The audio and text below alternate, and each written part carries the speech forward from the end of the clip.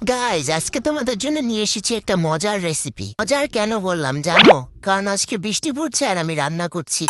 রেসিপির শুরুতেই ডিম ভেজে নিলাম হলুদ দিয়ে। বৃষ্টির ভিতরে রান্না করতে যে কি মজা গাইজ, তুমি না রান্না করলে বুঝবেই না। তোমাদের সাথে কথা বলতে বলতে কিন্তু আমার ডিম ভাজা হয়ে গেছে, এবার উঠিয়ে নেব। এটা কি হলো গাইস? তোমরা কি ভয় পেয়েছো? আমি কিন্তু অনেক ভয় পেয়েছি গাইস। যাই হোক গাইস, এবার আমরা আমাদের রেসিপিটা কন্টিনিউ করি। এবার তেলের ভিতরে দেবো পেঁয়াজ এবং কিছুটা লাড়াচাড়া গুটিন গুটিন করে নেব। এবার দিয়ে দিয়েছিলাম হলুদ গুঁড়া, মরিচের গুঁড়া, আদা বাটা, রসুন বাটা এবং তারপরে দিয়েছিলাম কিছুটা পানি।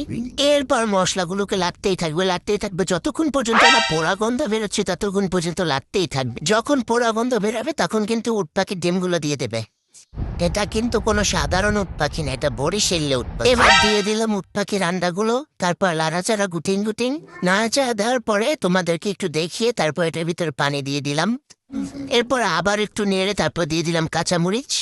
এরপর দুটো বলক তুলে নামিয়ে ফেলবো। তারপরে তোমাদের উট পাখির ডিম বোনা রেডি। খেতে কিন্তু জাস্ট ওয়াও হয়েছে।